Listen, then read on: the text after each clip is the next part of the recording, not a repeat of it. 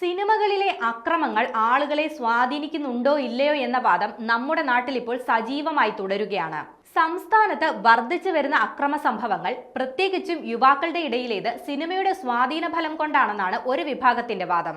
ഈ വാദപ്രതിവാദങ്ങൾ കൊടുമ്പിരി കൊണ്ടിരിക്കുന്ന സാഹചര്യത്തിൽ പുതിയൊരു വാർത്ത പുറത്തു വരികയാണ്.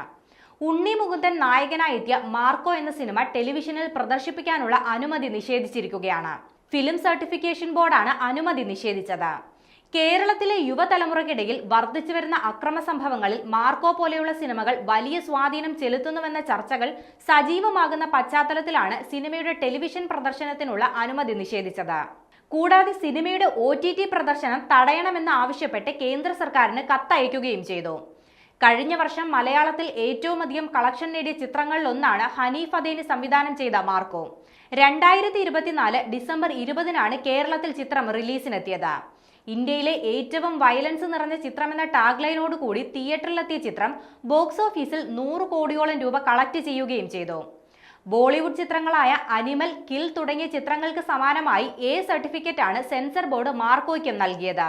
യുവാക്കൾക്കിടയിൽ നിന്നും പ്രതിദിനം റിപ്പോർട്ട് ചെയ്യുന്ന അക്രമ സംഭവങ്ങൾ വർദ്ധിച്ചു വരികയാണ്. ഇതിനിടയിലാണ് സിനിമകൾ ഇത്തരക്കാരെ സ്വാധീനിക്കുന്നുവെന്ന ചർച്ചകൾ സജീവമായത്. സിനിമാ താരങ്ങളും രാഷ്ട്രീയ നേതാക്കളും ഉൾപ്പെടെയുള്ളവർ ഇതിനെ പിന്തുണച്ചുകൊണ്ട് രംഗത്തെത്തുകയും ചെയ്തിരുന്നു. എന്നാൽ സിനിമയിലെ വയലൻസ് ആളുകൾക്കിടയിൽ സ്വാധീനം ചെലുത്തുമെന്ന് പറയുമ്പോൾ എന്തുകൊണ്ടാണ് സിനിമയിലെ നല്ല കാര്യങ്ങൾ ആളുകൾക്കിടയിൽ സ്വാധീനം ചെലുത്താത്തതെന്നും ചിലർ അഭിപ്രായം രേഖപ്പെടുത്തുന്നുണ്ട്.